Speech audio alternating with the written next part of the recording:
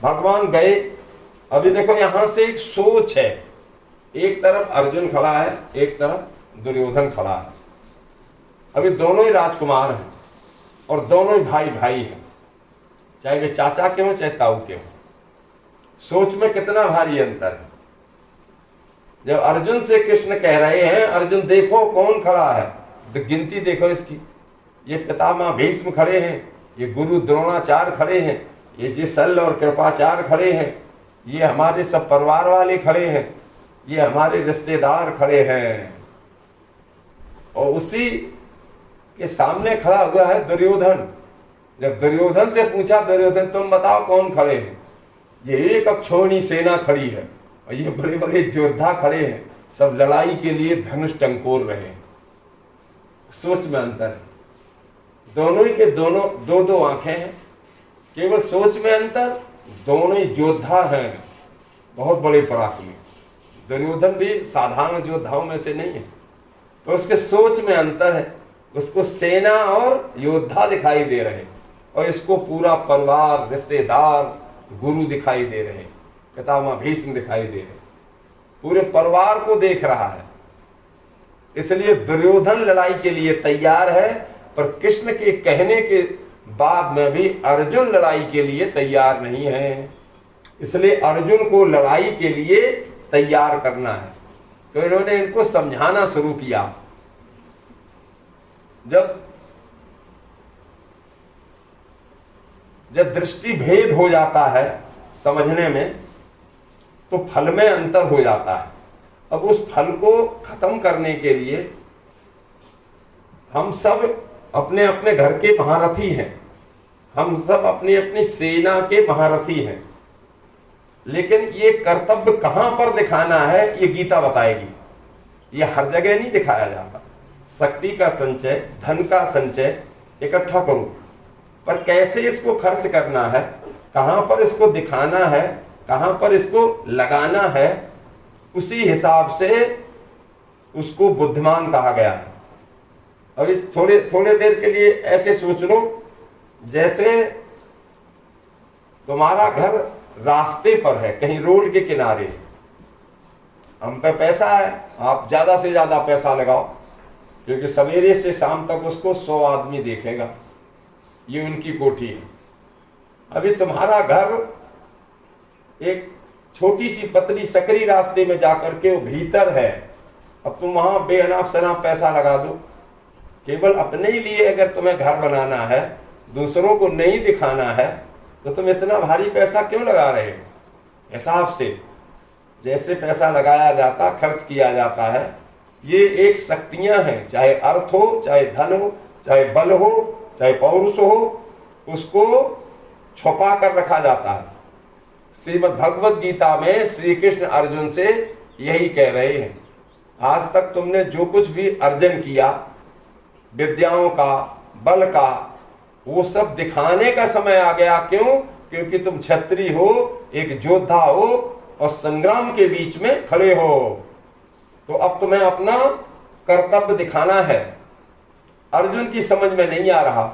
उन्होंने कृष्ण से कहा, प्रभु हमारी सेना में पांडवों के रक्षक के रूप में, सेनापति के रूप में भीम है, और सामने जो दुर्योधन की सेना है उसमें उनके रक्षक के रूप में, कर्तव्य दिखाने के रूप में पितामह भीष्म है, और भीष्म बहुत बड़े धनुर्धर हैं, उनसे लड़ना हमारी मौत है, इसलिए हम कैसे लड़ें? कृष्ण ने उनको बताना, समझाना शुरू किया। तो वहां सभी लोग खड़े हुए थे। तो एक बार श्री कृष्ण ने कहा, गुरु जी से कहता हूं, पितामह भीष्म से, द्रोणाचार्य जी से, कि भाई राजकुमार दुर्योधन लड़ाई क्यों चाहता है? जो इनका हक है, जो इनका भाग है, वो इनको दे दे, और जो बाकी जो राज्य बच जाता है वो सब कौरवों का है। तो चलो एक बार और संधि प्रस्ताव लेके इनको समझा के देख लेते हैं। तो कृष्ण गए, उन्होंने पितामह भीष्म से कहा, गुरु द्रोणाचार्य थे और सभी आचार्य लोग थे, सब लोग उनको समझाने के लिए तैयार हो गए। चलो दुर्योधन से चल के कहते हैं दुर्योधन के पास में गए। दुर्योधन मुस्कुराया और बोला, हाँ पितामह बताइए। दुर्योधन तुम राजकुमार हो, फिर तुम क्यों नहीं मानते? देखो तुम्हारे पिता का इतना अच्छा नाम है, तुम कैसे वंश के, कैसे परिवार के हो। जब तुम आपस में लड़ोगे तो सारा यश थूल में मिल जाएगा, इसलिए लड़ाई मत लड़ो और आओ आपस में बैठ करके समझौता कर लेते हैं। तो दुर्योधन से जब कहा, दुर्योधन ने कहा, देखो पितामह, ये जो मोहर मुकुट बांधे खड़ा है, जब इसको मैं अपने हृदय में धारण कर लेता हूं तो मैं अपने आप को ऐसा देखता हूं कि मेरा जन्म ही इसीलिए हुआ है। मेरी जो नियुक्ति है वो बिल्कुल सही है, मैं जो कर रहा हूं वो बिल्कुल सही कर रहा हूं। मैं धर्म को जानता हूं लेकिन मेरी प्रवृत्ति नहीं है, और मैं अधर्म को जानता हूं लेकिन मेरी निवृत्ति नहीं है। ये प्रवृत्ति और निवृत्ति कि हम उसको जानते हुए भी उससे नहीं बच पा रहे हैं, और हम जानते हुए भी उसको नहीं कर पा रहे हैं।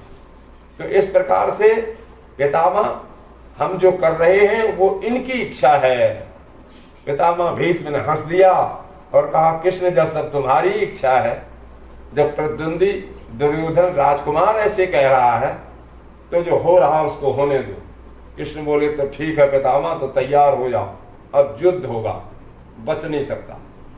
तो पितामह भीष्म से मिलने के बाद में अब जब अर्जुन ने पितामह भीष्म को देखा तो वो उनको यही समझाने लग गए।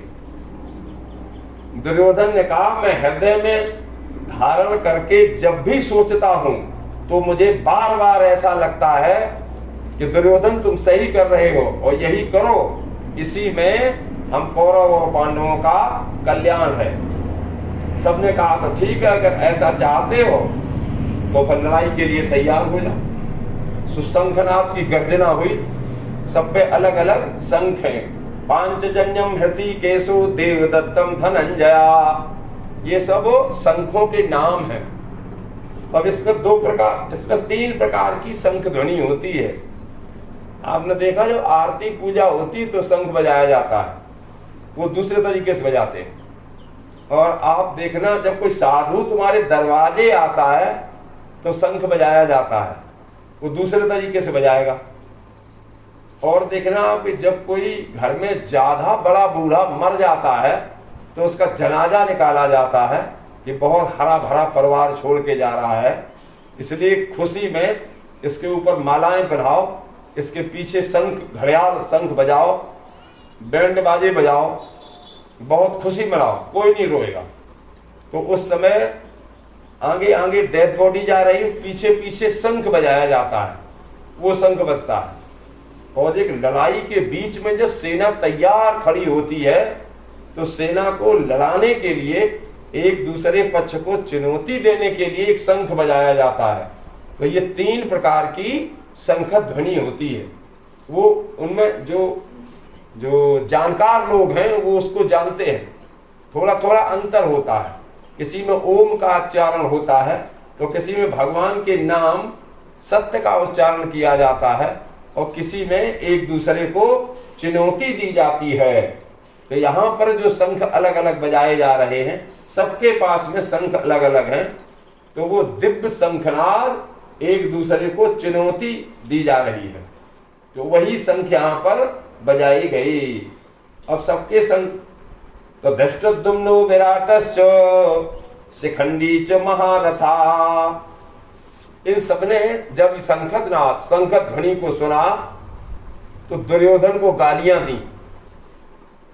दुर्योधन पर नाराज क्यों हो रहे हैं? उन्हीं के पक्ष के हैं लेकिन नाराज हो रहे हैं। दुर्योधन मान नहीं रहा है और इससे हम कौरवों को बहुत भारी नुकसान होगा। कभी कभी कुछ ऐसे बच्चे होते हैं घर में जो नहीं मानते हैं। हाँ, ऐसे बच्चों को भी कोई जो घर में बड़े बूढ़े लोग हैं वो कर्म करने से ना रोकें, फिर उनको अगर वो उल्टे काम कर रहे हैं तो सत्कर्म में लगाएं। श्रीमद् भगवत गीता ऐसे कहती है, हर अध्याय में थोड़ा थोड़ा इशारा दिया जाएगा। तो कुछ ऐसे लोग होते हैं, क्योंकि दो प्रकार के राजकुमार होते हैं।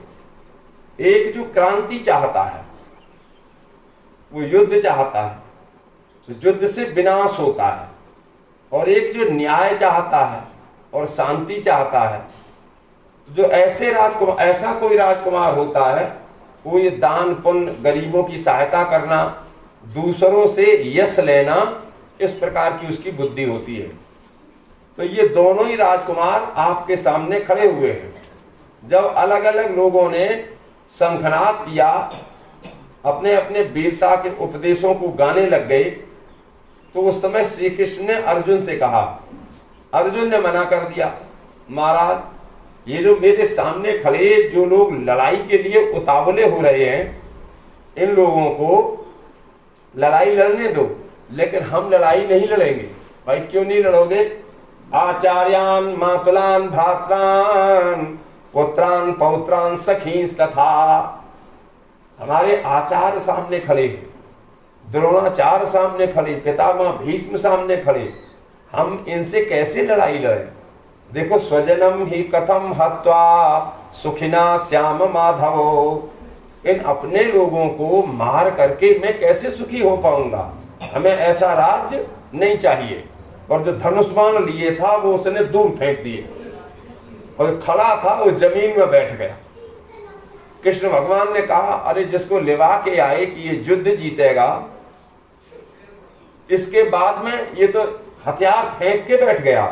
तो कृष्ण ने उसको डांट मारनी शुरू की है और 5 गालियां दी हैं, जो एक योद्धा के लिए बहुत निंदनीय है। तो अगर कोई योद्धा होता है, जो सच में वीर होता है, वो इस प्रकार की चुनौतियां, इस प्रकार की गालियां कभी नहीं सुनता। एक कथा आती है एक जगह, आपको बताएं। जब लड़ाई हो रही थी तो दुर्योधन ने माता लक्ष्मी की पूजा की।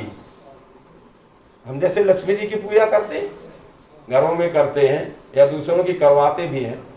तो जो लक्ष्मी की पूजा है वो केवल पैसों के लिए नहीं की जाती, इसके और भी फल होते हैं। पूजा में अंतर है थोड़ा सा।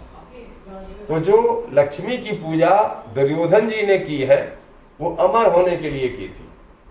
तो लक्ष्मी जी ने कहा, दुर्योधन हम तुम्हें अमर तो कर दें, लेकिन तुम योद्धा हो, तो हम तुमसे कह रही हैं तुम हमें अपने कंधों पर बिठा लो, और ये जो सामने सरोवर दिख रहा है इसमें घुस जाओ और पानी में डूब जाना। इसको जल स्तंभन क्रिया आती है। पहले के जो राजा लोग या राजकुमार लोग होते थे, ये पक्षियों की बोली, पशुओं की बोली, जल में स्तंभन क्रिया, घंटों पानी में डूबे रहना, इस प्रकार से ये सारी कलाएं सीख लेते थे। तो उसको जल स्तंभन क्रिया आती थी। लक्ष्मी जी ने कहा, दुर्योधन तो हमें कंधे पे बिठार के इस सरोवर में घुस जाओ, तो सरोवर के बाहर नहीं निकलना। अगर तुम 1 घंटे सरोवर के बाहर नहीं निकले तो तुम अमर होके निकलोगे। दुर्योधन ने कहा, ठीक है माता बैठ जा। तो कंधों में बैठ गई। तो उसको लेकर के गए अंदर। ये पांडव ढूंढने लग गए। क्यों? बोले दुर्योधन अमर होने के लिए कुछ भी करेगा। तो कृष्ण और भीम और अर्जुन, युधिष्ठिर सभी ढूंढ रहे हैं, मिल ही नहीं रहा। न तो इंद्रप्रस्थ में मिल रहा, न हस्तिनापुर में मिल रहा, न कुरुक्षेत्र में मिल रहा। तो गया कहाँ? तो ढूंढते ढूंढते सभी लोग गए। तो कृष्ण ने देखा कोई ये सरोवर में घुसा है, लेकिन बहुत चालाक है। किनारे पर जो मिट्टी गीली है तो ये उल्टे पैरों घुसा है, जैसे कोई सरोवर में से निकल के बाहर गया हो। क्या है? भीम को बुलाओ। तो भीम बुलाए गए। भीम से कहा, दुर्योधन को ललकार, वो योद्धा है, ललकार नहीं सुनेगा। भीम जी किनारे पर खड़े हुए, एक चट्टान थी, उस पर अपनी गदा पटक दी तो जमीन हिल गई। दुर्योधन जान गया अंदर। कहे बोले हमें ढूंढ लिया, और सरोवर के किनारे भीम है, इसी ने अपनी गदा पटकी है। तब तक भीम ने एक ललकार लगाई, कायरों की भांति यहाँ जल में छुप गया आकर के। लड़ाई ने लड़नी पड़े। अगर तुझे लड़ाई नहीं लड़नी थी तो फिर महाभारत क्यों शुरू किया? और अगर महाभारत शुरू नहीं करना था तो किसी लेडीज से, किसी नारी से चूड़ियां मांग लेता, महलों में रहता। यहाँ क्यों छुप गया आके साले चोर? और उसको 50 गालियां दी। दुर्योधन ने लक्ष्मी जी से कहा, माता हाँ अब तो मेरी मौत निश्चित है। क्यों? जो भीम हमें ललकार रहा है वो बर्दाश्त नहीं हो रहा। लक्ष्मी जी ने कहा, दुर्योधन हाँ 12 मिनट बचे, इसको जो कुछ बोलना है बोलने दो, तुम बाहर मत निकलना, अमर हो जाओगे। थोड़ी देर में भीम ने फिर ललकारा, तुम धृतराष्ट्र के पुत्र नहीं हो। इस प्रकार से जब जन्म में दोष वाली गालियां देनी शुरू की तो कंधों पर बैठी लक्ष्मी जी को दुर्योधन ने उठाया और दूर फेंक दिया और पानी के बाहर निकल आए। बाहर आए, धुंध युद्ध हुआ, भीम जी प्राण बचा के भागे। बहुत बलवान है दुर्योधन। तो दूसरे पक्ष में दुर्योधन खड़ा है और इस पक्ष में भीम जी खड़े हुए और दोनों के सेनाओं के बीच में अर्जुन खड़ा हुआ है और कृष्ण उस रथ पर सवार हैं। अर्जुन ने धनुष बाणों को फेंक दिया। तो कभी कभी ऐसा हमारे घरों में ऐसे होता है, जैसे कोई विद्यार्थी है, अब सब विद्यार्थी एक जैसे नहीं होते, कोई थोड़ा कमजोर होता पढ़ाई में, कोई थोड़ा अच्छा होता है। तो कमजोर होने का मतलब होता है कि परिवार वाले उसकी सहायता करें। अगर ज्यादा कमजोर है तो उसकी ट्यूशन लगाएं और उसको होशियार बनाएं। कमजोर होने का मतलब ये नहीं होता कि उसको किनारे कर दें, साइड में कर दें ना। तो इसी प्रकार से आज दुर्योधन ने धनुष बाण सभी अलग रख दिए और कृष्ण इनको समझा रहे हैं। बार बार समझाने पर भी इनकी समझ में नहीं आ रहा। अर्जुन ने ये अपनी सारी परिस्थितियां इनको बताई और बताने के बाद में भी सीदंति मम गात्राणि मुखम च परिशोष्यति बेपथुस्य शरीरे में रोम हर्षस्य जायते। मेरा शरीर कांप रहा है, देखो मेरे शरीर की बुरी हालत हो रही है, इसलिए मैं लड़ाई के मैदान में खड़े होने में भी समर्थ नहीं हूं। तो इससे बचने के लिए अच्छा है कि हम लड़ाई न लड़ें, और जब हम लड़ाई नहीं लड़ेंगे तो महाभारत नहीं होगा। कृष्ण ने लड़ाई के लिए अर्जुन को प्रेरित किया। अर्जुन अपने परिवार को देख करके और इन्हें समझाने लगे। कैसे समझाते हैं? देखो लड़ाई लड़ेंगे, नौजवान भाई मरेंगे, परिवार में जो हमारी बहू बेटियां हैं ये विधवा होंगी, इसके बाद में ये पुनर्विवाह करेंगी, और अगर नहीं करेंगी पुनर्विवाह तो किसी दूसरे से संतान होगी, वो सब वर्ण संकर होगी। और जो हमारे परिवार में मर जाएंगे तो मरने के बाद में सबकी सद्गति नहीं होती है, तो कुछ लोग जो अधोगति को प्राप्त हो जाते हैं, ऐसे लोगों को पिंडोदक क्रिया में जो परिवार के बच्चे होते हैं वो जल देते हैं, वो जल उन्हें मिलता है। तो लेकिन जब वर्ण संकर संतान का जल हम ग्रहण नहीं करेंगे तो हम प्यासे मर जाएंगे। इसलिए इससे अच्छा है कि हम लड़ाई न लड़ें, इसलिए हम लड़ाई नहीं लड़ेंगे।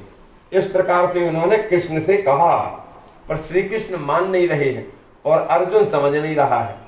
इसलिए न कांक्षये विजयम कृष्ण, हे गोविंद हम लोग राज्य नहीं चाहते और ना हम लोग भोग चाहते हैं, इसलिए जितना भी राज्य है, जितना भी वैभव है, ये सब तुम दे दो कौरवों को, हम ऐसे जी लेंगे।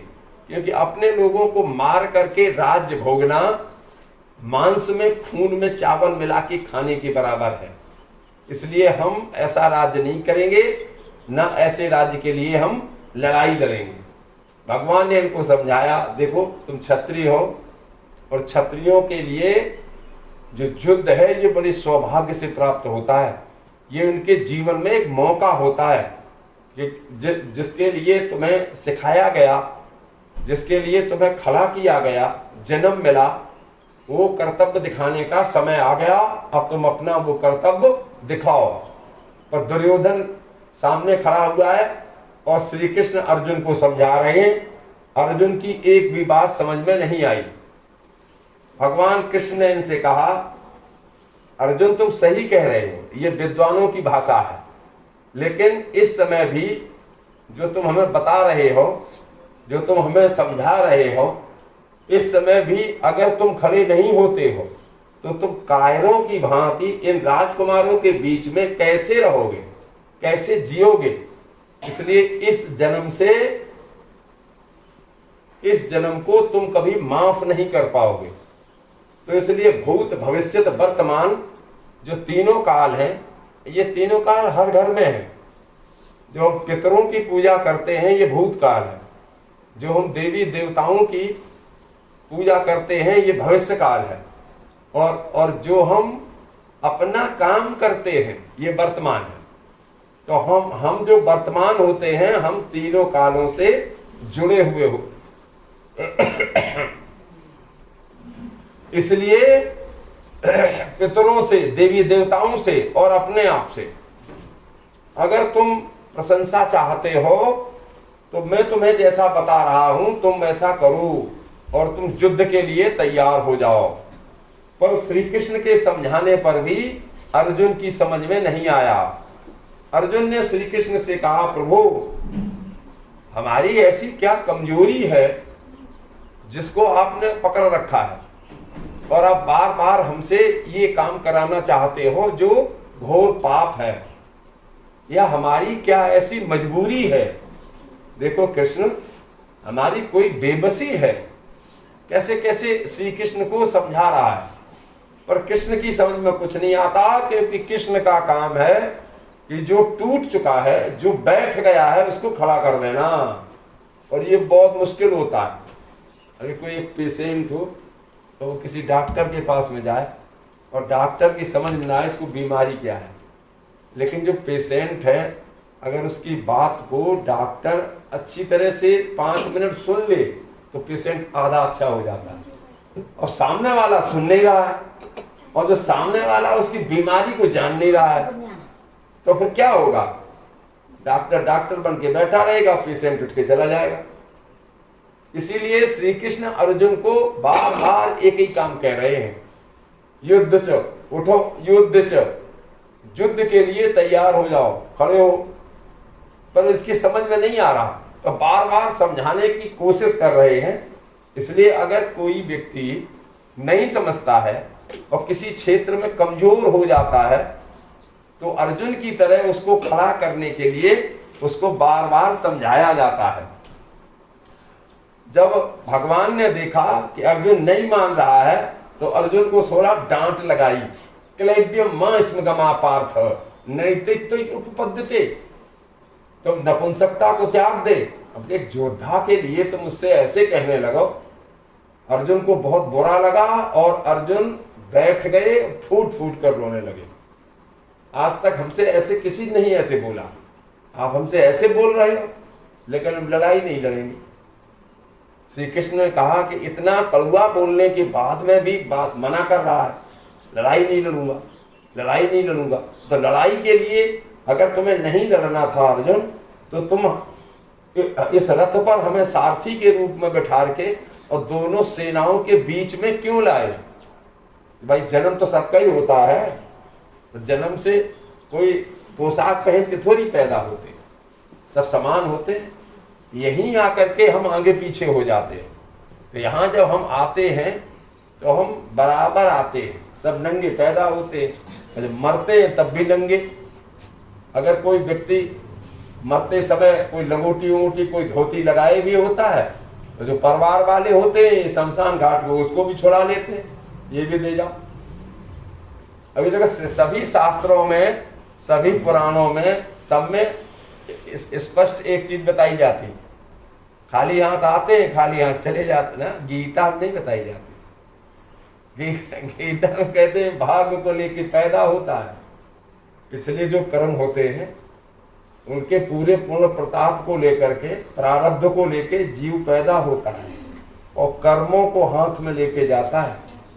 अगर पूर्ण कर्म किए हैं तो स्वर्ग चला गया, अपने पूर्ण कर्मों को भोगेगा, क्योंकि ये मृतलोक है, ये ऐसी प्लेटफार्म है कि यहाँ से तुम जहाँ की टिकट ले दो वहाँ तक ट्रेन में बैठ के आराम से चले जाओ, आप अपराधी नहीं हैं। तो इसी प्रकार से जब हम यहाँ मृतलोक में कर्म करते हैं, अगर हमसे कुछ गलत कर्म हो जाते हैं तो हमें नरक मिलता है और हम अधोगति प्राप्त हो जाते हैं। अगर हमसे अच्छे कर्म हो जाते हैं, कोई निष्काम कर्म हो जाते हैं, कोई परमार्थ कर्म हो जाते हैं, तो हमें स्वर्ग मिलता है, तो हम विकास को प्राप्त हो जाते हैं। तो इस प्रकार से भगवान अर्जुन को समझाते हैं और अर्जुन की समझ में नहीं आ रहा। आज अर्जुन कृष्ण के समझाने के बाद में भी जब परलोक से और अपयश से डर गए, इसलिए भगवान श्री कृष्ण से अर्जुन अपने कल्याण की बात पूछ रहा है। अर्जुन कृष्ण से युद्ध की बात ही नहीं करता और श्री कृष्ण उसको परलोक का, इसलोक का, अपयश, यश, मान बढ़ाई सारी चीजें समझा के और युद्ध की ओर प्रेरित करना चाहते हैं। तुम लड़ाई लड़ो, तुम लड़ाई लड़ो। उस चीज को समझाने के लिए कि देखो विषम परिस्थितियों में भी इंसान जब अपना फर्ज नहीं भूलता है तो उसके लिए स्वर्ग सुरक्षित होता है। और जब व्यक्ति स्वतंत्र होकर के भी, समर्थ होकर के भी अपना फर्ज भूल जाता है तो निश्चित है उसको नरक मिलता है। तो नरक और स्वर्ग ये किस पे निर्भर करता है? फर्ज के ऊपर, कर्तव्य के ऊपर। क्योंकि धर्म से कर्तव्य बहुत पीछे छूट जाता है। जब व्यक्ति कर्तव्य करने के लिए तैयार होता है तो परिवार, धर्म, सत्य सब पीछे छूट जाते हैं, क्योंकि ये सारे कर्तव्य से ही पैदा होते हैं। कर्तव्य क्या चीज होता है? बड़ी सरल परिभाषा है। जैसे ड्यूटी कोई आदमी करता है, 9 बजे ऑफिस में जाता है, 4 बजे छुट्टी होती है। अभी ड्यूटी और कर्तव्य में क्या अंतर है? भाई 3 बजा वो घड़ी देख रहा है बार बार, क्यों? 4 बजे ऑफिस बंद हो जाएगी। उसको काम से मतलब नहीं है, ये ड्यूटी है। तो कर्तव्य क्या होता है? आज का काम आज पूरा होगा, 5 बजे नहीं चाहे 7 बज जाए, ये कर्तव्य है। कल के लिए फ्री, खाली बैठा हुआ है, इधर उधर से जो भी काम आएगा उसको करने लग जाएगा, नहीं आएगा तो बैठा हुआ है। तो कर्तव्य और ड्यूटी में समानता दिखाई देती है, पर करने वालों के लिए फर्क है। इसलिए जो कर्तव्य कर्म होते हैं वो ज्यादातर निष्काम कर्म होते हैं। कर्तव्य कर्म में शरीर भी पीछे छूट जाता है, देवी देवता भी पीछे छूट जाते हैं। तो साथ कौन देता है? आत्मबल, तुम्हारा बल। बस देवी देवता क्यों पीछे छूट जाते हैं?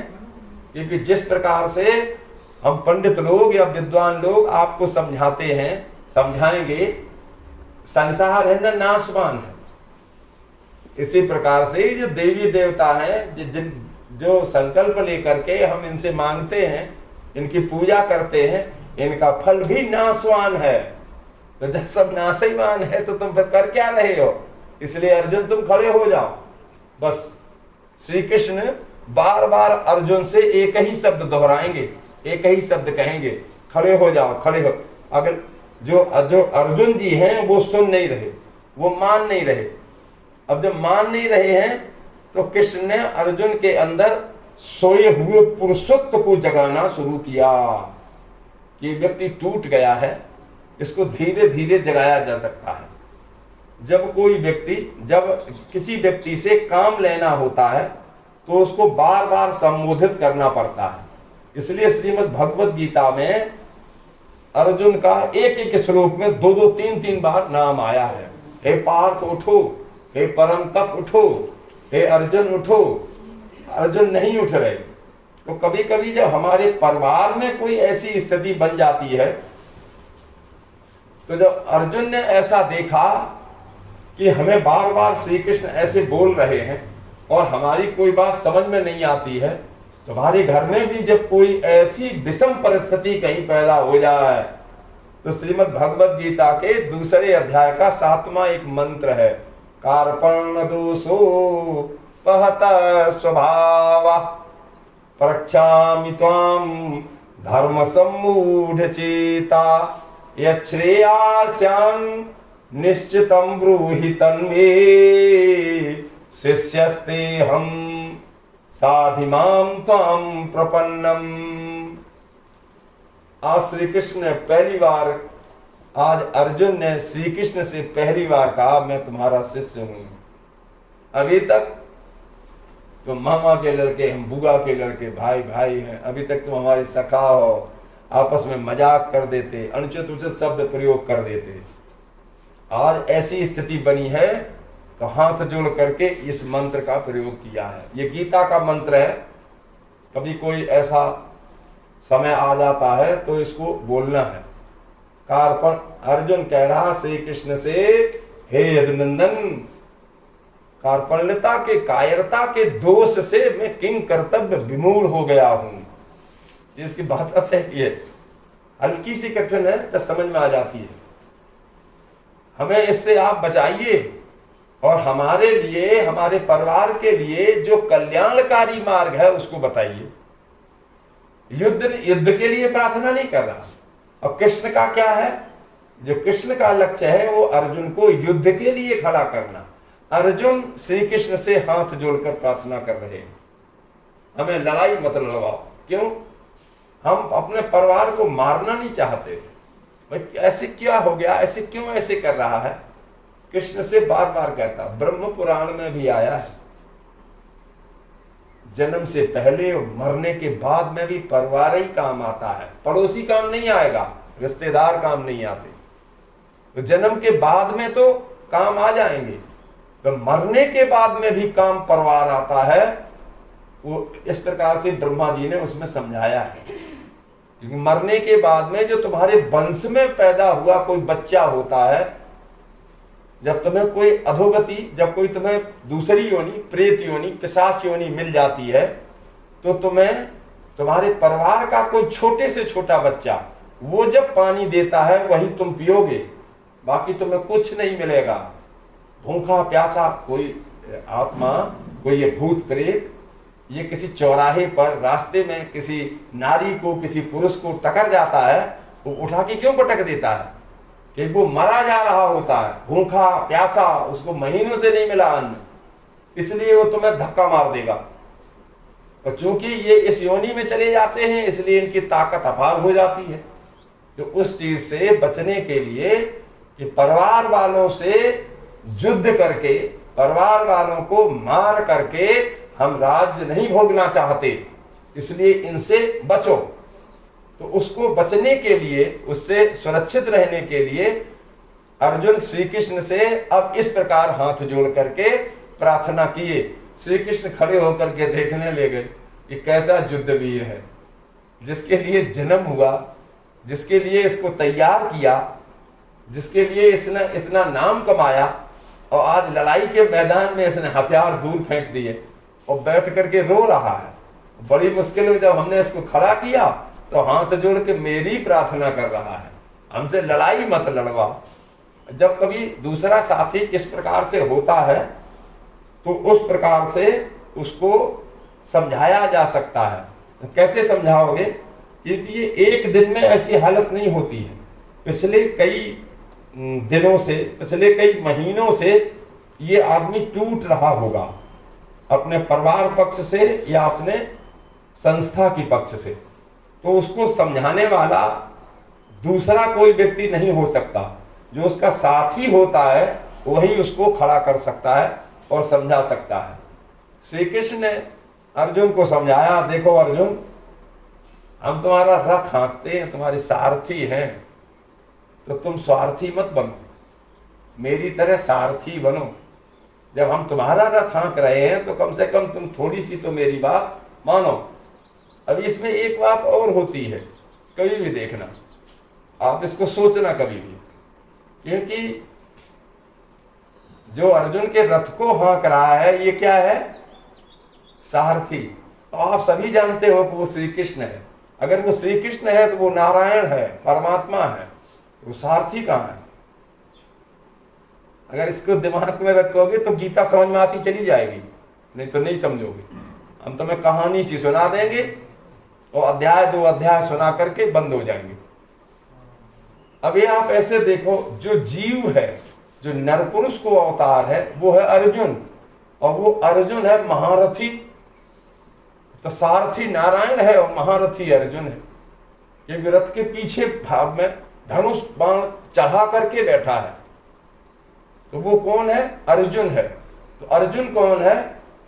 तुम सब अर्जुन हो।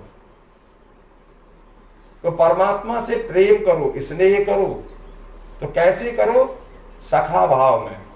परमात्मा से कैसे संबंध वो परिचय करो?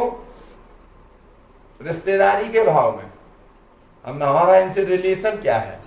अब रिश्तेदारी कैसे ढूंढोगे? जैसे आपने किसी संत से गुरु मंत्र लिया और मान लिया कि उसने तुम्हें राम मंत्र दे दिया। अभी तुम देवी देवताओं की पूजा करोगे तो कैसे करोगे? क्योंकि तुम्हें तो उसने राम से जोड़ दिया।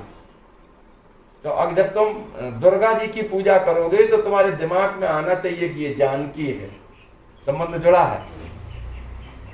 हमारे गुरुजी ने हमें राम को पकड़ाया तो राम की अर्धांगिनी जानकी है, जिसकी हम पूजा कर रहे जगदम्बा की, वो जानकी है। संबंध जोड़ना, संबंध को ढूंढना है, क्योंकि संबंध जब अपने असली रूप में प्रकट होता है तो व्यवहार बदल जाएगा हमेशा। एक कथा आती है भागवत में, जब महाभारत हो रहा था, सब समाप्त होने पे आ गया, तो श्री कृष्ण गए बुआ के पास। बुआ बहुत प्यार करती थी श्री कृष्ण से, कुंती। उसके पास जाकर के बोले, बुआ अब हमें आदेश दो, हम जा रहे। तो पैर छूने के लिए बढ़े। महाभारत खत्म हो गया, महाभारत पूरा देख रही थी कुंती। कुंती ने रोक दिया, कान्हा कल तक थे तुम, आज तुम परमात्मा हो, हमारे पैर मत छूना। तो श्री कृष्ण ने कहा, नहीं बुआ ना, हमने कल तक तुम्हें माना था। जब तुम छोटे थे तो एक बार मैं भैया नंद के घर नंदगांव गई थी, तो मैंने तुम्हारी एक छोटी सी लीला देखी थी, मैं उसको भुला नहीं पा रही हूँ। गोप्या ददे त्वयि कृतागसिदाम तावत। तुमने एक ढेली, एक कंकड़ उठाया और दही के मटके रखे थे, तो एक में मारा, ये मटका फूट गया। जसोदा ने देख लिया कि इसने मटका तोड़ दिया, तो उसने दूर से तुम्हें डांट लगाई, कान्हा ये मेरे अजिया सास के हाथ का था और इसमें 40 किलो दही आता था और तुमने तोड़ दिया, आज मैं तुझे ठीक करती हूँ। तो उसने एक सांटी उठाई, डंडा, एक हाथ से तुम्हारा कान पकड़ा और 2 डंडे जमाए तुम्हारे। सो तुम रोने लगे, तुम्हारे आंखों में काजल लगा था, आंखों में से जो आंसू काजल मिश्रित तुम्हारे कपोलों पर ढाए तो लाइनें बन गई। उस तुम्हारी झांकी को मैं भुला नहीं पा रही हूँ। गोप्या ददे त्वयि कृतागसिदाम तावत याते दशाश्रु कलिलांजन संभ्रमाक्षम। और माता के भय से भयभीत होकर के तुम दोनों हाथ हिला हिला कर कह रहे थे, अब की बार माफ कर दे, दोबारा गलती नहीं करूंगा। तुम वही हो श्री कृष्ण? श्री कृष्ण ने कहा, हाँ बुआ हम वे ही हैं। और मैंने अपने सामने देखा कि एक बाप और बेटी शाम को तुम्हारे पास आते हैं, तुमसे हाथ जोड़कर कहते हैं, बताओ द्वारकाधीश कल किसको किसको ले जाना है? तुमने जिसका जिसका नाम बता दिया, वो लड़ाई में गए लौट के नहीं आए। तुम वही हो? हाँ बुआ हम वही हैं। फिर भी तुम मेरे पैर छू रहे हो। भीर पियत विभेति, अरे काल जिसके सामने हाथ जोड़ कर खड़ा रहता हो, कान्हा तुम नंद के लाला नहीं हो, तुम परमात्मा हो, ब्रह्म हो। तो जब तक संबंध नहीं जानते, तो जब संबंध खुलेगा तो व्यवहार बदल जाता है। श्री कृष्ण फिर भी नहीं, अरे बुआ तुम कैसी करती हो, हम इतने दिन तुम्हारे साथ रहे, तुमने हमें पानी दिया, अन्न दिया, भोजन दिया, और तुम ऐसे करने लग गई। देखो यहाँ के जाने के बाद में हमारा तुम्हारा इतिहास बनेगा, तो तुम हमसे कुछ मांग लो। बुआ बोली, अब हम गलती नहीं करेंगी। कहे, अगर तुम कहते हो तो मेरा एक कहा सुन लो। क्या? एक भवन में चले जाओ हस्तिनापुर में, इसमें मेरी एक दुखारी बहन है, उसका सब कुछ लुट गया। एक बार उससे भी मिल आओ। श्री कृष्ण धीरे धीरे बोले, ठीक है बुआ, वैसे तो हम नहीं जाते, पर तुम कह रही हो तो जा रहा हूं। गए, उस चौखट के अंदर जैसे ही पैर रखा, जब से ब्याह के घर में आई थी तो पट्टी बांध कर बैठी थी, श्री कृष्ण के पैरों के आहट से जान गई कौन आ रहा है। दूर से आवाज लगाई, आओ श्री कृष्ण आओ, हम तुम्हारा इंतजार कर रही थी। श्री कृष्ण बोले, बुआ तुम जान गई? बोले हाँ, लेकिन अब आए हो, तुमने बहुत देर कर दी, आओ। नजदीक गए, बुआ प्रणाम, हाँ अभी तो मैं देती हूँ आशीर्वाद। देखो श्री कृष्ण, अगर तुम चाहते तो महाभारत नहीं होता। मैं 100 वीर सपूतों की माँ थी और निपुतली बन के बैठी हूं, एक भी नहीं बचे। कृष्ण, जैसे मेरे सामने मेरी वंश की नाश हो गई तो तेरे सामने तेरे भी वंश की नाश हो जाएगी, जा यहां से। श्री कृष्ण ने कहा, ठीक है बुआ, तुम्हारा दिया हुआ आशीर्वाद में ध्यान रखूंगा, और उन्हीं पैरों वापस चले आए। तो कभी कभी आसपास रिश्तेदारी में, परिवार में कुछ ऐसे माताएं होती हैं जो बहुत दुखी होती हैं, उनके मुंह नहीं लगना। उनके दिए हुए सांप को, दिए हुए वरदान को परमात्मा भी नहीं काट पाएगा, पीछे छूट जाता है। श्री कृष्ण ने लिया वरदान और वापस आई। कुंती ने पूछा, मेरी बहन मिली थी? कन्हैया ने हाथ जोड़े, हाँ बुआ मिली थी। तो फिर क्या कहा उन्होंने? बोले ये मत सुनो तुम, उन्होंने जो हमसे कहा हम उनका दिया हुआ आशीर्वाद ध्यान रखेंगे, और वही हुआ है। श्री कृष्ण ने अपने सामने 36 करोड़ यदुवंशी और थोड़ी देर में सवारे स्वाहा, और जब गए तो अकेले। तो इसलिए श्री कृष्ण के संबंध को ढूंढना है। जब उनका असली संबंध प्रकट होता है तो सारे रिश्ते, सारे व्यवहार सब बदल जाते हैं। आज अर्जुन ने कृष्ण से हाथ जोड़ करके पहली बार बोला, शिष्यस्ते हम साधिमाम त्वाम प्रपन्नम। प्रपन्न कहते हैं शरणागत को, कि जो सब प्रकार से तुम्हारे आगे झुक जाए, हाथ जोड़े, वाणी से गिड़गिड़ाए और नतमस्तक हो। आप हमारी रक्षा करें, आप हमारे गुरु हैं और मैं तुम्हारा शिष्य हूं। शिष्य और जो गुरु होते हैं इनके कुछ संबंध होते हैं, इनमें फासले होते हैं, लेकिन कितनी दूरी की होती है। शिष्य और गुरु का संबंध पिता और पुत्र से भी ज्यादा नजदीक होता है। पिता और पुत्र के संबंध में बीच में वासना होती है, शिष्य और गुरु के बीच में स्नेह होता है। बस शिष्य को गुरु का गुणग्राही होना चाहिए, और गुरु को शिष्य के दिल की हर बात पढ़ लेनी चाहिए, उसको पढ़ना आना चाहिए। शिष्य को गुरु के इतने नजदीक रहना चाहिए, दूर रहकर भी, कि गुरु की हर धड़कन शिष्य को सुनाई पड़े। फिर गुरु और शिष्य का संबंध जैसे आजकल के मोबाइल का संबंध, हेलो एक बटन और दबा दो तो दिखाई देते हैं आमने सामने। ये बहुत बढ़िया विधि। ये विज्ञान आज के कई हजार वर्ष पहले हमारी गुरु परंपरागत में था। एक बार रात में किसी एक शिष्य ने गुरु जी को याद किया, तो 5 मिनट के बाद में गुरु जी का फोन आ रहा है, तुम्हारे पास में कौन है? गुरु जी का फोन है। अब शिष्य झूठ कैसे बोले? बता दिया, गुरु जी कुछ शिष्य आए हैं तो उनसे बातें कर रहा है, तो आपकी बातचीत होने लग गई। हाँ ठीक है, पर जो तुम्हारे दाहिने तरफ बैठा है ये शिष्य नहीं है। भाई 250 किलोमीटर बैठा हुआ एक गुरु अपने शिष्य से ऐसे कह रहा है जैसे मोबाइल में देख रहा हो। तो इस प्रकार से ऐसी कई स्थितियां बनती हैं। तो जो गुरु और शिष्य का संबंध है वो शुद्ध स्नेह होता है, विशुद्ध प्रेम। और वो जब विशुद्ध प्रेम होता है तभी शिष्य को गुरु असली ज्ञान देता है। और जब ये ज्ञान उसको दिया जाता है तो उस ज्ञान को प्राप्त करने के लिए शिष्य निर्भय बन जाता है। जो संसार का डर, शत्रुओं का डर, काल का डर, ये सब दूर हो जाते हैं। जब कोई व्यक्ति निर्भय हो जाता है तो फिर उसको किसका डर है? हमें जो डर पाया जाता है हम छोटे होते हैं तो माँ डर पाती है हवा से, बउआ से, इनसे सावधान करती, और कुछ डर से भयभीत होकर सो जाते हैं। जब हम बड़े हो जाते हैं तो शत्रु से, जब हम बूढ़े हो जाते हैं तो मौत से, काल से, जैसे डरते ही तो रहते हैं जिंदगी में। तो उस डर से बचने के लिए हमें गुरु की शरण लेनी पड़ती। तो उससे आज अर्जुन ने कृष्ण से शरण ली और हाथ जोड़ कर कहा मैं तुम्हारा शिष्य हूं, जबकि न पहले शिष्य था न बाद में शिष्य है।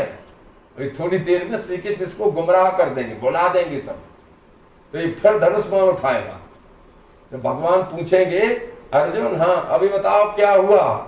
अर्जुन सीधा बोलता है नष्टो मोहा स्मृतिर्लब्धा, हमारी खोई हुई स्मृति हमें दोबारा प्राप्त हो गई और मोह नष्ट हो गया, जबकि मोह नष्ट होता ही नहीं है। तो अर्जुन कहते हैं श्री कृष्ण से तो मोह का क्या होता है, मोह कम हो जाता है, दब जाता है। चाहे वो पिता पुत्र का प्रेम हो, चाहे पति और पत्नी का हो, वो थोड़ा सा कम हो जाता है और दब जाता है। अब वो दबता कैसे है, वो केवल सोच समझ की है। कैसे होता है, हमने जब जन्म लिया तो सबसे पहले अपनी माँ को देखा, तो हमारा जितना भी प्रेम था वो सब माँ से था, बाकी किसी से नहीं, क्योंकि हमने देखा ही माँ को।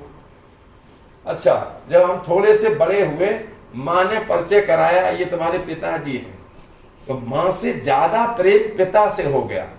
ये कैसे कैसे धीरे धीरे बढ़ता है और कैसे कैसे धीरे धीरे छूटता है। जब पिता से प्रेम हो गया तो जब और थोड़ा समय हुआ तो हमारे भाई हुए, हमारी बहनें हुई। जब भाई बहन मेरे बीच में आए तो माँ और बाप दोनों से स्नेह कम हो गया। स्नेह ज्यादा किनसे हो गया, भाई और बहनों से। जब हम थोड़े पढ़े लिखे, खाए पिए, बड़े हुए, तो फिर श्रीमती जी पधारी। जब पत्नी घर में आई तो इन सबसे स्नेह कम हो गया, माँ से भी, पिता से भी, भाई बहन से भी, सबसे। और सबसे ज्यादा स्नेह किनसे हो गया, पत्नी जी से। अब जब पत्नी जी से कुछ नमूने पैदा कर दिए, बच्चा बच्चियां, तो वो उसके बाद में मिले तो पत्नी से भी स्नेह कम हो गया, बच्चों में चला जाता है। गीता है, तो जब बच्चों में स्नेह चला जाता है तो इनसे भी कम हो गया। अब इसके बाद में और देखना, जब बच्चों के घर की पत्नियां आई, बहुएं आई और उनके बच्चे हुए तो बच्चे भी पीछे रह गए, उनमें ज्यादा स्नेह। नाती अगर बुला देता है बाबा, तो बाबा और किसी जगाने से नहीं जगेगा, तो पोता ने बुलाया तो पट जग गए। इसलिए धीरे धीरे ये स्नेह है ना बढ़ता चला जाता है और इधर से कम होता चला जाता है, खत्म नहीं होता। तो श्री कृष्ण से अर्जुन एक महारथी कह रहा है नष्टो मोहा, हमारा मोह नष्ट हो गया, गलत है। फिर कम हुआ, जगत से मेरा मोह कम हुआ है। जब थोड़ी देर जगत से मोह कम होता है तो स्नेह के काबिल कौन है, हमें किनसे स्नेह करना चाहिए, किनसे जुड़ना चाहिए, इसी बीच में ये चीज समझ में आ जाती है। क्यों? क्योंकि तब तक हम काफी अनुभव हासिल कर चुके होते हैं, उस अनुभव को लेकर के हम इस चीज को प्राप्त कर लेते हैं। तो कोई बीच में कोई आया, हाँ आया, कौन आया, गुरु। इसलिए आप हमारे गुरु हैं। इसलिए कह रहा श्री कृष्ण से, आप हमारे भगवान हैं, आप हमारे गुरु हैं, हम आपके चेला हैं, आप हमें हमारे कल्याण का मार्ग बताओ। अभी कल्याण का मार्ग संसार में नहीं होता, जब तक आप स्वार्थ में पगे रहोगे तब तक नहीं मिलता। जब परमार्थ के तरफ कदम उठाओगे सो कल्याण का मार्ग है। जब तक हम सकाम कर्म करते रहते हैं जिनका हमें फल चाहिए, तब तक कल्याण नहीं है। क्यों? उसमें हम बंधते चले जाते हैं, जुड़ते चले जाते हैं। कितनी बड़ी जंजीर है, वो कड़ी से कड़ी ऐसी जुड़ी होती है कि उससे हम दूर नहीं हो सकते, हम बच नहीं सकते। हम जब संसारी हैं तो हम संसार में जन्म लिए, पैदा हुए। जब संसारी हैं तो हम संसार से जुड़े ही रहेंगे। अब कोई सच्चा गुरु मिल जाता है बीच में, जो तुम्हें भगवत भजन की ओर, परमार्थ की ओर, निष्काम कर्म की ओर मोड़ देता है, तो जो तुम्हारे परिवार वाले हैं, जो तुम्हारे रिश्तेदार हैं, जो तुम्हें चाहने वाले हैं, थोड़े दिनों के लिए नाराज हो जाएंगे। जब वो देखेंगे कि हाँ इसका मार्ग प्रशस्त है, मजबूत है और ये अपने सही मार्ग पर जा रहा है, सब अपने आप खुश हो जाते हैं। यस्य प्रसन्नो भगवान गुण मैत्र्यादिर्हरि। जब परमात्मा किसी पे कृपा करते हैं तो जगदीश्वर के दीजने पर ये जगत अपने आप दीज जाता है। इसके पीछे पीछे मत दौड़ो, जितना तुमसे हो सकता है सहयोग करो, जितना तुमसे हो सकता है उतना, ज्यादा नहीं। कुछ लोग आपने देखा होगा उस शानबाजी में आकर के किसी को 4 पैसों की जरूरत है और तुम्हारे पास पैसा नहीं, उससे मना कर दो मेरे पास पैसा नहीं है, ऐसी ऐसी प्रॉब्लम है। हाँ नहीं जी, अभी उससे ऐसे संबंध है, उससे इतना स्नेह है जितना घर परिवार के लोगों से भी नहीं है, तो वो दूसरों से उधार पैसा लेके उसको दे रहा है। अरे उसमें पैसा अगर तुम्हें देने के लिए होता तो क्यों मांगता? अब वो तुम्हें वापस थोड़ी देगा, तो तुमने और उससे कर्जा लेकर के दे दिया। अब जिसको दिया वो वापस नहीं आएंगे, जिससे लिया उसको तुम्हें और देना तो डबल। इसलिए तो ये जगत है, संसार है। तो ऐसे जो संसारी है वो अर्जुन है, जो परमार्थी है वो परमात्मा है। तो तुम परमात्मा की शरण लोगे तो तुम्हें परमार्थ में लगाएगा। निष्काम योग, जो सकाम योग है ये कर्म योग है, जो निष्काम योग है ये ज्ञान योग है, सांख्य योग है, ये योग है। तो श्रीमद् भगवद गीता का पहला अध्याय इस प्रकार मैंने आपको सुनाया।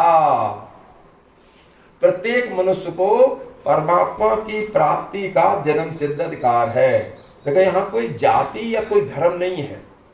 परमात्मा की कृपा प्राप्त करने के लिए, परमात्मा की तरफ बढ़ने के लिए, परमात्मा की प्राप्ति के कर्म करने के लिए आपको जन्म से ही अधिकार दिया गया है। आप कोई किसी प्रकार से उनको प्राप्त कर सकते हो, लेकिन परमात्मा की प्राप्ति में जो और परेशानियां आती हैं, अपने उद्देश्य को अर्जुन श्री कृष्ण से प्रार्थना करने के बाद जान लिए। और ये जो महामंत्र बोले हैं, हर मनुष्य को अपने कल्याण के लिए पल पल प्रयत्न करना चाहिए। और बीच बीच में कुछ ऐसे बंधनों में बंध जाते हैं कि हम प्रयत्न करना कहाँ बिल्कुल भूल जाते हैं। तो जब हम बिल्कुल भूल जाते हैं स्वयं पर मुसीबतें टूट पड़ती हैं। अब कोई भी परेशानियां है, कोई भी मुसीबत है, वो कभी भी तुम पे कह के नहीं आएगी, वो बिना बताए चली आती है। जब बिना बताए एकाएक, अगर तुम रास्ते रास्ते जा रहे हो और जो एकाएक प्रकट होता है वो एक भूत है, अब उसको देख करके डर लगना ही लगना है, क्योंकि हम संसारी हैं। अब उस परेशानी से बचने के लिए, उस परेशानी से निर्भयता प्राप्त करने के लिए ही गुरु है, और वो श्री कृष्ण है। क्योंकि कृष्ण से बड़ा दुनिया में कोई गुरु नहीं। जैसे जितने भी गुरु हुए हैं उन सब में गुरु सबसे श्रेष्ठ श्री कृष्ण, ये जगत गुरु हैं। कृष्णम वंदे जगत गुरुम। श्री कृष्ण से अर्जुन ने गलती से एक बात बोल दी। तो क्या बोल दी? मैं संसारी नहीं हूं, फिर मैं तो साधक हूं। बोल दिया उसने, आ गया होगा भाई जोश में, ऐसे धीरे से कह दिया। तो श्री कृष्ण ने कहा कि अगर तुम साधक हो तो तुम साधना करो। क्यों? एक साधक की जो साधन होते हैं, साधना जो प्राप्त की जाती है, जिससे साध्य हासिल किया जाता है, तो जितने साधन होते हैं ये सब यही छूट जाते हैं। और साधक की साधना उसके साथ में जाती है, वो जिंदा रहे या मर जाए।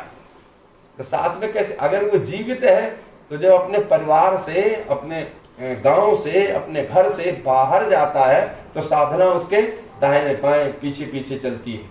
और जहां भी कोई अरिष्ट की संभावना होती है, साधना उसकी सहायता करती है। तो इसलिए तुम साधक हो। जब तुम साधक हो तो तुम साधना करो। तो तुम जो अपने सामने खड़े हुए लोगों को गिन रहे हो, ये हमारे गुरु जी हैं, ये हमारे पितामह भीष्म जी हैं, ये हमारे परिवार वाले हैं, और ये जो खड़े ये सब हमारे रिश्तेदार हैं।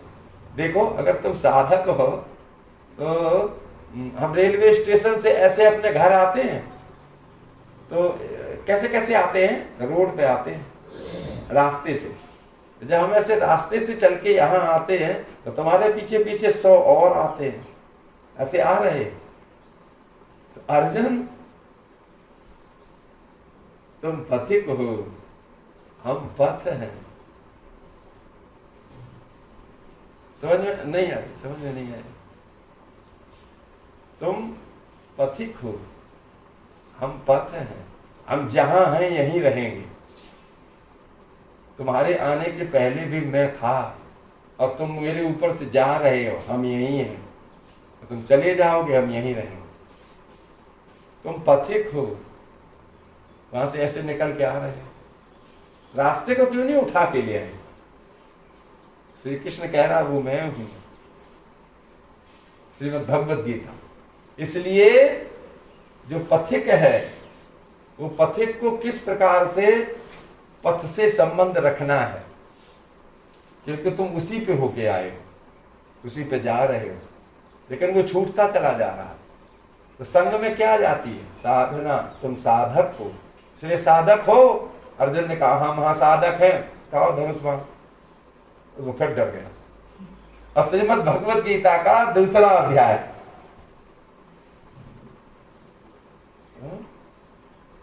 टाइम होने वाला 2 मिनट भगवान नाम कीर्तन, 2 घंटे आपको रोज कथा सुनाई जाएगी 3 बजे से 5 बजे तक। इसलिए 3 बजे थोड़ा सा प्रयास करो समय निकाल करके। और श्रीमद् भगवद गीता है, ये भागवत नहीं है। तो गीता है ना, ये हम गृहस्थों की है। जैसे हमें गुरुजी ने पढ़ाई है उस तरह से हम आपको बताने की कोशिश करेंगे। यद्यपि ये तमाम पुराणों से, शास्त्रों से बहुत कठिन है, ये खुलती नहीं है। इसका एक भी श्लोक, ये कितने श्लोक मैंने आपके सामने पढ़े। हाँ, यच्छ्रेयास्यान् निश्चितं ब्रूहि तन्मे शिष्यस्ते हम साधिमां त्वां प्रपन्नम। देखो, प्रच्छामि त्वां धर्म सम्मूढ़ चेता। मैं आपसे पूछ रहा हूं क्योंकि मैं किंग कर्तव्य विमूढ़ हो गया हूं। अभी जब कोई आदमी या किसी मनुष्य मात्र को, जिसको परमात्मा की प्राप्ति के लिए प्रयत्न करना चाहिए, लेकिन जैसे हम, ये मंदिर है, अभी इसमें आप आए तो घंटा लगाया, तो घंटा बजाया, माथा टेका, अपनी जो मुराद है वो यहाँ की, प्रार्थना किया, तो चले गए। तो कोई सवेरे आया, और किसी को सवेरे समय नहीं है, अपना काम किया है, तो कोई शाम को आता है, घंटा बजाया, माथा टेका। किसी के पास दोनों टाइम है, वो सवेरे भी आता है, शाम को भी आता है। और कोई ऐसे हो जो बिल्कुल ही खाली बैठो तो दोपहरी में भी आ जाता है। सवेरे, दोपहरी, शाम आने वाले हर आदमी की मुराद यहाँ भी पूरी नहीं होती, तो छूट जाती है। धर्म सम्मूढ़ चेता, समझा? जब सब आदमियों की मुरादें यहां पूरी नहीं होती जहां लाइन लगी हुई है, तो तुम्हारे घर में सबकी कैसे पूरी होंगी? तो कुछ लोग उनमें भी छूट जाते हैं, लेकिन प्रयत्न, हर पल प्रयत्न करना चाहिए उसको हासिल करने के लिए। तो जब हम उसके लिए प्रयत्नरत रहेंगे तभी कोई चीज मिलती है। अब मिलने में भी किसी को जल्दी मिल जाती है और किसी को थोड़ा सा समय लग जाता है, मिलती जरूर है। बस यही परमात्मा की सेवा का फल है। आप सभी लोग धीरे धीरे धीरे धीरे करके इसी प्रकार से परमात्मा की शरण में रहो, हमारी यही इच्छा है। श्री कृष्ण गोविंद हरे मुरारी, हे नाथ नारायण वासुदेव।